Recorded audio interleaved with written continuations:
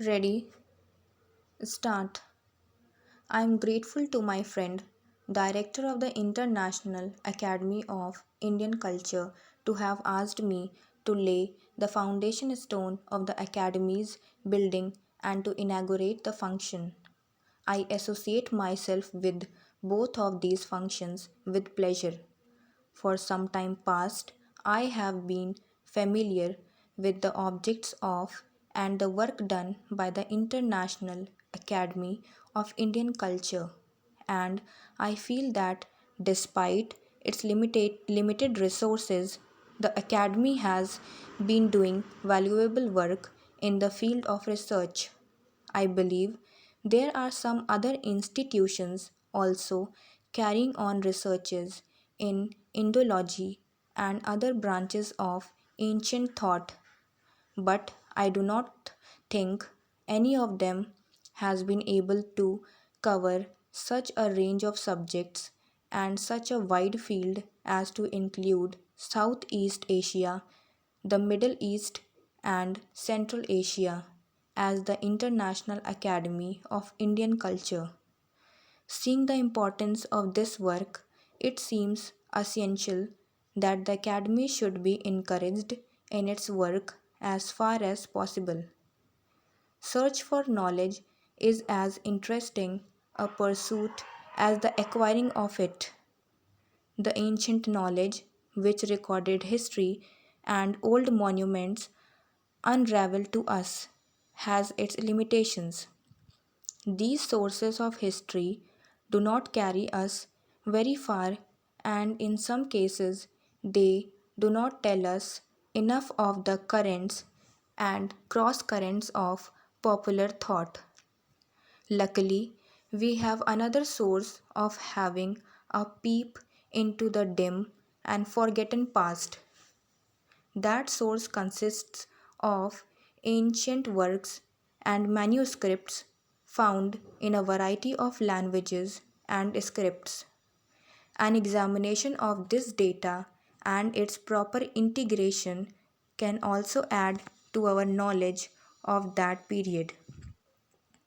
Not much by way of research has till now been done so far as the countries of the East are concerned, although scholars are of the view that exchange of thought and mutual give and take on the intellectual level has not been less in Asia than in other parts of the world.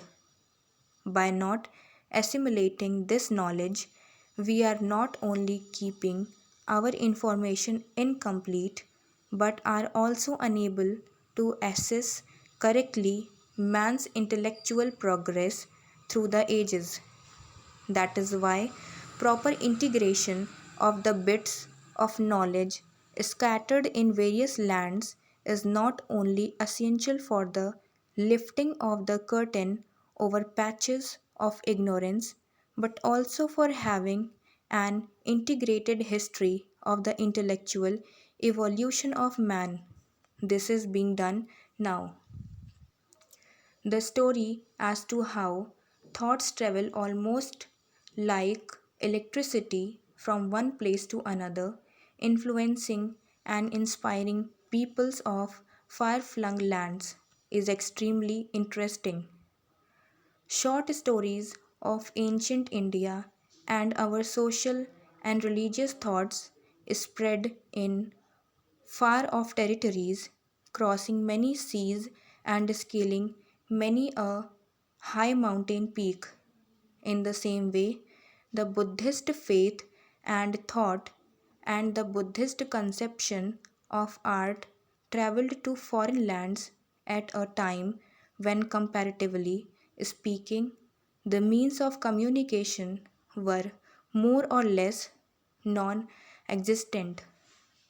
Persistent efforts of devout thinkers and scholars gave wing to those thoughts and, like saplings, planted them in other countries where they blossomed and bore fruit. In all these countries, Buddhist thought and traditions were assimilated in and influenced by local thought. It has been the effort of the International Academy of Indian Culture to present all those currents of thought in a readily assimilable and integrated form. It is gratifying to note that in its efforts, the Academy has met with considerable success, as a result of which it is going to launch its publication program, making a beginning with this.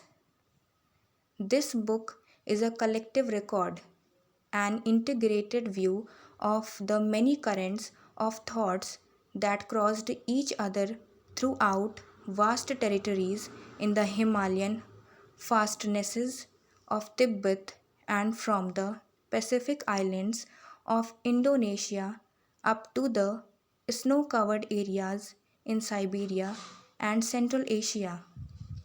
India thought that had influenced all this vast area in ancient times. I hope the publication of this will throw much light on the undetermined history of these ancient countries and the exchange of thought that one took place among them. I am glad that the International Academy of Indian Culture has planned the publication of such a monumental work. All this information about the ancient history of Eastern countries and their mutual relationship is coming to us at a time when there is an upsurge of awakening discernible in them. This knowledge is therefore of particular importance to us, not only the countries of Asia, but all the nations of the world are getting closer to one another, and all of them feel that the world can be saved from destructive wars by strengthening mutual ties of goodwill and friendship. Our knowledge of the relations which subsisted among the various countries in ancient times is bound to lend strength to the basis of international friendship. Let us hope that the publication of this and also the new awakening will inspire a sense of intellectual. Stop.